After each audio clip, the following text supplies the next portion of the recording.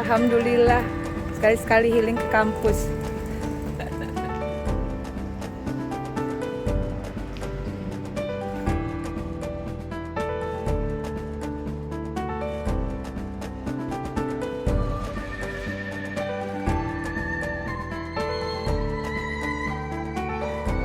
Iya Pak, asesor dewasa. Asesor jabatan kepala kan? Sulit saja saya Kalau ada dengan Prof. Rahman, sama Indra Mevita dulu. Indra Mevita dulu. Karena itu yang pakai tes. Dr. Muhammad Sukiro hadirin dimohon berdiri. Selamat ya Pak J, semoga sukses promosinya. Amin. Jadi ilmu yang Amin. bermanfaat. Berkah. Amin.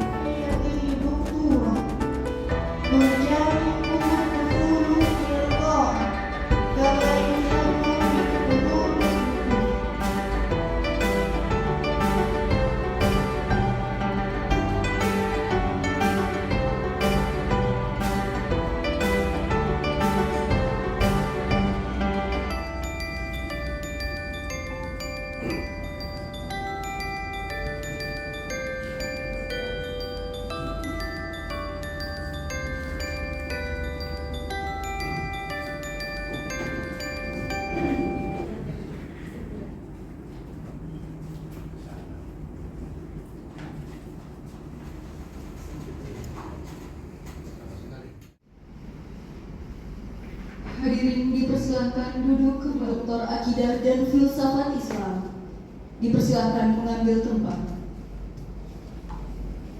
إلى منتهى سيدي محمد جيلاني برغم الطالب 4003 Dan Muhammadiyah dimulai. امتحان تربية للدكتورة الذي يجري السيد محمد جيلاني بعنوان الحركة السياسية الوسطية لدى منظمية في شمال سومطرة دراسة حول نهضة العلماء. Sidang terbuka Fakultas Biologi dan Islam UIN Sumatera Utara Medan dalam rangka promosi doktor atas nama Muhammad Jailani NIM 400317305 orang akidah dan filsafat Islam resmi saya buka.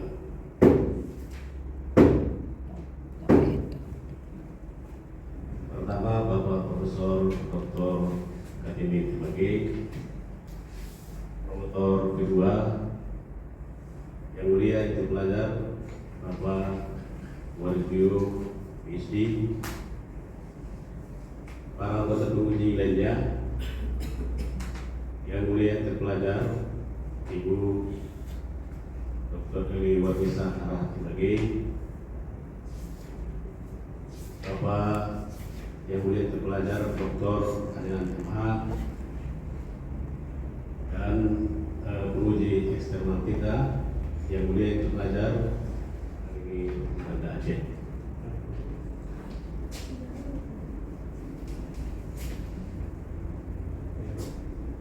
Baiklah. selamat siang. Baik, terima kasih. Untuk itu kepada saudara Profedus silakan untuk menyampaikan atraksi penelitian hasil disertasinya kurang lebih 10 menit. Kami silakan. Itu sebenarnya itu berbasis kepada teori gerakan sosial yang dipergunakan oleh McAdam maupun McCarthy. Ada tiga. Memang dalam NU dia lebih detail. Di dalam Muhammadiyah baru pada tahun 2022 diturunkan konsep Islam berkemajuan dengan karakter Islam berkemajuan yakni wasatiyah di dalamnya. Yang lebih banyak pada mengembangkan gerakan politik kultural, yakni pada politik pendidikan, kesehatan, dan kerja sosial. Sementara NU ini lebih banyak politik nilainya pada gerakan kebangsaan, kemudian inisiatif diri dan Ormas Islam di Sumatera Utara, Studi Nahdlatul Ulama dan Muhammadiyah. Yang saya hormati juga promotor 1 pada kesempatan ini, Profesor Dr. Kartini MA.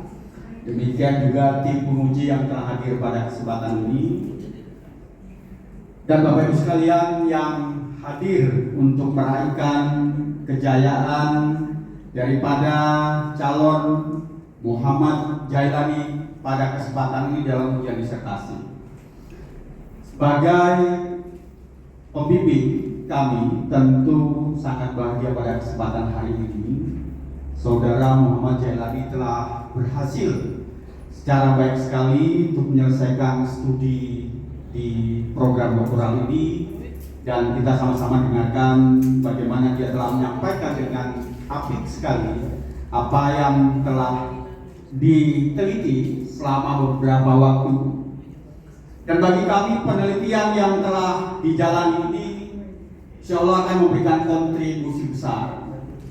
Kami tentu sebagai pembimbing bahwa promosi ini penting untuk memberi kesempatan kepada calon insya Allah Dr. Muhammad Jailani untuk bisa mendiseminasikan pemikiran-pemikiran ini baik di dalam penerbitan, mendiseminasikan pemikiran ini di samping di Indonesia juga di luar negara. Terima kasih. Terima kasih. Silakan untuk kami sama-sama dengarkan. Terima kasih Pak Dr. Warjo. Insya Allah kami akan mendiseminasikan dan sebenarnya sudah membuat rencana dengan Prodi AFI untuk mendiseminasi dengan termasuk dengan Pak Warjo juga untuk mendiseminasi ini di Universitas Bahasa Malaysia ya, di utara, didiseminasi di sana sebagai, karena pada saat yang sama dari diskusi kita bahwa di Malaysia juga sedang mengembangkan disebut dengan masyarakat madani. Proses ini sebenarnya Wasatiyah ini dia berintegrasi dengan konsep masyarakat madani, sehingga kemudian ini bisa memberikan kontribusi bagi Malaysia dan Indonesia dalam pembentukan masyarakat madani. Demikian, terima kasih. Di Thailand gitu ya, karena selatan Thailand itu juga sangat memerlukan pemikiran-pemikiran terkait dengan konsepsi wasatiyah di tengah mayoritas Buddhis yang ada di sana. Maka pendekatan-pendekatan wasatiyah ini juga sangat perlukan. Kita sedang merencanakan untuk program, mudah-mudahan nanti saudara bisa ikut bersama-sama dan bisa mendiseminasikannya. Amin. Saya kira itu. Selamat atas kejayaan ini. Demikian. Assalamualaikum warahmatullahi wabarakatuh. Waalaikumsalam warahmatullahi wabarakatuh. Hormati Bapak Pimpinan Sidang, Dosen Profesor Dr. Palembang Daulay MA, dari sidang, seluruh dewan penguji di samping saya yang insyaallah akan Profesor Dr. Jaya dari USU, yang juga banyak meneliti, penguji Ibu Indonesia, dan penguji eksternal kita Ibu Dr. Ernita dari Banda Aceh, dan ada beberapa tamu di luar ya, dari kawan-kawan semua ya, apa namanya, keluarga ya, itu pilihannya ya, terutama keluarga ya, ada orang tua. Baik, kami sebagai promotor, terutama saya berusaha untuk mengucapkan selamat ya sudah datang tahap ini, karena Jailani ini sesungguhnya banyak di lapangan ya. Saya sempat mengkhawatirkan juga ini. Biasanya orang banyak di lapangan, di ruangan gagal gitu. Banyak kali proses penelitian, banyak meneliti, membuat proposal satu malam pun bisa 1-2 selesai. Tapi itu menjadikan kuliah beberapa gagal. Ini banyak dosen kita. Maka awalnya saya mengkhawatirkan, dan saya bersama Pak Arji selalu mendorong, bahkan sering melepon Pak Jailani kapan menyelesaikan. Nah, untung saja pada hari ini bisa insyaallah dan sukses. Kalau itu sekali lagi selamat ya. Mudah-mudahan dengan selesai ini waktu di lapangan bisa tambah mantap gitu ya. Amin. Karena secara teoritis sudah selesai, secara program bisa diselesaikan pada hari ini. Beliau banyak melakukan penelitiannya. Bagi orang Kuping sekali lagi selamat juga. Dan saya juga orang Kuping ya. Saya di daerah Lontar, Mendares. sekolah di sana SD sampai SMP kelas 1. Ini orang Tebing juga ya, berarti tambahlah istimewa orang Tebing ya. Sampai ngalan ini ya. Tebing juga ya Pak? Ya benar ya. Nah, nama beliau gabung sama-sama Tebing ini ya. Ternyata banyak juga orang Tebing di UNSU ya. Iya. Baik. Tentu kita tidak meragukan lagi ya bahwa saudara Jailani dengan latar belakang penelitian banyak, baik di lokal, nasional maupun internasional, meneliti berbagai bidang. Maka saya kira beliau ini adalah calon doktor, tidak politik ya, bisa politik, bisa sosiologi, dua-dua, mungkin makronya politik, mikronya sosiologi ya. Jadi saya kira sangat layak ya, untuk itu beri aplaus kepada beliau. Dan harapan saya dan juga harapan Pak Wahyu, disertasi ini bisa diterbitkan ya, baik di jurnal, dalam bentuk buku atau bisa mengasih tadi ya di Promotor 2 Dr. SMA yang saya hormati yang mulia dan terpelajar Ibu Dr. Eliwan Syahara MA, berbicara saja ya, dan mungkin saya akan mendiskusikan beberapa hal. Penelitian ini saya lihat lebih banyak ke etnografi ya kalau saya melihat ya, jadi kayak mencari core-nya masih ke sosiologi, tapi saya dapat juga bahwa ini bisa dimixkan dengan filosofi dan teologi. Nah, pertanyaan saya kepada Pak ini, bagaimana memunculkan saya mau bilang aura ya, aura filosofi dan teologi dalam penelitian ini, terutama dalam kaitannya ketika berbicara tentang politik praktis. Apakah di dalam NU dan Muhammadiyah ini memunculkan nggak teologi politiknya di dalam gerakan-gerakan politik praktis mereka? Misalnya ya, saya mencontohkan PKS, walaupun dia tidak pernah mengakui bahwa mereka punya kaderisasi di tingkat LDK, kemudian kalau ke organisasi mereka ada di KAMI, dan yang mereka suarakan adalah bagaimana membentuk politik Islam. LDK punya itu mereka, kalau kita ngobrol sama mahasiswa LDK, mereka punya pemikiran-pemikiran tentang politik Islam. Di dalam Muhammadiyah dan NU, bagaimana teologi itu bisa muncul, teologi dan filosofi, untuk menarik benang merah dengan jurusan kita, akidah dan filsafat Islam. Itu ya. Terima kasih. Ahlus Sunnah wal Jamaah dengan 4 mazhab yang diakui, walaupun NU berkeyakinan pada mazhab Syafi'i. Itu yang kemudian diturunkan. Mufi itu adalah Muhammadiyah FPI, karena mereka kemudian merubah bahwa gerakan mereka ini, mohon maaf, menjadi tidak jelas, tidak melakukan purifikasi yang benar seperti dalam gerakan misalnya daulah Islam yang lain, misalnya di gerakan LDI, mohon maaf, misalnya Salafi, Hizbut Tahrir. Belakangan kemudian FPI ada di sana, walaupun kita tahu FPI juga mengaku sebagai Ahlus Sunnah wal Jamaah, tapi praktiknya tidak demikian. Maka mereka menganggap tidak lagi pada teologi tajdid atau verifikasi itu di dalam Muhammadiyah. Nah, itu yang saya lihat bahwa saya katakan, maka di dalam saran saya sebenarnya penting yang mungkin sekarang lagi berkembang adalah filsafat praktis. Jadi kita tidak pada filsafat konsepsional saja, konsepsi, tapi sudah pada filsafat praktis, sudah pada tahapan epistemologinya. Jadi kita tidak bermain di ontologi saja, begitu Bu Ernita. Kita sudah masuk di epistemo sehingga aksionya didapatkan. Itu saran saya sebenarnya, karena dalam studi kita di filsafat, mohon maaf, itu kita masih banyak bermain pada filsafat ontologis, membahas tentang pemikiran, ya. Yang mungkin sekarang lagi berkembang adalah filsafat praktis.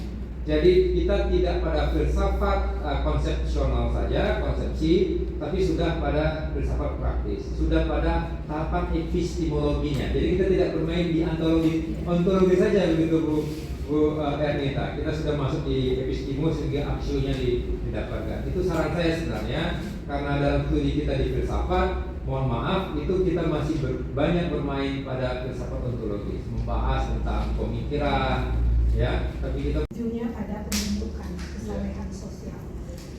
dalam NU sendiri dia punya nggak seperti itu? Apa yang mau dia bentuk dalam satu kata? Misalnya mewujudkan kesalahan sosial itu saya dapat banyak dari tokoh Muhammadiyah. Mereka bicara bagaimana ujungnya adalah kesalahan sosial. Ya, di NU sendiri dia tidak menggunakan konsep kesalahan sosial. Maksudnya tidak dia menggunakan konsep politik kebangsaan, dan kemudian belakangan muncul konsep melakukan kebaikan, sedangkan amalia. Begitu yang dilakukan di konsep NU. Sehingga kemudian kalau sejauh warga masyarakat, bukan warga NU, bukan pengurus NU, tapi melakukan amalia, melakukan halakah. Mohon maaf kalau saya salah karena saya belum NU dan belum Muhammadiyah. Saya salah. Konsep itu yang saya dapatkan dalam di legal dokumennya. Maka sebenarnya cara berpikir orang sudah NU. Begitu dalam konsep NU. Itu yang saya sebut sebagai framing NU sebenarnya. Framing NU itu adalah framing kebangsaan politiknya. Jadi sejauh warga masyarakat berada di dalam konsep halakah NU dan kemudian konsep politik kebangsaan, konsep tawasul NU, dia sudah menjadi warga NU, itu istilahnya. Ya, tapi itu tidak menggunakan itu, selalu menggunakan konsep politik kebangsaan dan konsep amalia, konsep aswaja. Itu kata kuncinya itu selalu di mana-mana, dan termasuk gerakan politiknya di Sumatera Utara adalah memperkuat pada tingkat kecamatan untuk meletakkan aswaja, bagaimana mengintegrasikan antara praktik beragama dengan tradisi, dengan lokal. Muhammadiyah berbeda. Muhammadiyah punya, karena memang Muhammadiyah berbasis pada teologi Al-Maun itu. Kalau kita baca surah Al-Maun kan memang ada teologi bagaimana kita harus berbuat baik kepada masyarakat miskin, kepada anak-anak yatim, tidak boleh melakukan yang menyakiti hati mereka. Teologi itu yang diterapkan oleh Matalan di awal, dan itu sebenarnya yang menjadi teologi yang terus turun kepada warga Muhammadiyah sampai saat ini. Makanya kemudian Muhammadiyah lebih concern pada politik pendidikan dan politik kesehatan. Cuma yang menarik dalam penelitian ini, Ibu Erni, Muhammadiyah banyak melakukan penguatan ke dalam konteks politik pendidikan dan kesehatan, tapi tidak melakukan banyak pengembangan politik nilai keluar. Alhamdulillah, ya selamat kepada Pak Muhajelani dan Ibu juga, keluarga, ya kita, mudah-mudahan ini ya prestasi yang membanggakan, ya. Itu saya pikir akan memotivasi juga kepada dosen-dosen kita yang lain. Baiklah, saya pun sebenarnya tidak banyak yang ingin saya pertanyakan, hanya mungkin politik di Indonesia sejak masa Orde Baru itu kan partai politik hanya ada 3, Pak. Ya, ada Golkar, ada P3 dan ada PDI. Tetapi kemudian belakangan itu menjadi banyak sekali partai politik di Indonesia, ya, yang sangat luar biasa. Apa? Karena semuanya ingin jadi ketua, ya. PKB kita lihat ada perkembangannya dari P3 dia, P3 PKB, kemudian PKS ada Gelora, ya, Partai Gelora, kemudian PAN juga ada Muhammadiyah, ya, ada Partai Umat gitu ya. Nah, ini saya melihat ya dalam kacamata agama ya bahwa kalau kita kan dalam Islam ini diajarkan wa'tasimu bihablillahi jami'an. Ya, kalau banyak partainya tentu kesempatan untuk ya berada di puncak seperti yang lalu masa Orde Lama. Ya, mana pernah partai politik Islam ini mengalami ya meninggalkan ruangan menuju ruangan prosesi untuk musyawarah penentuan hasil sidang. Hadirin dimohon berdiri. 3 minutes saja, 3 minutes. Ya,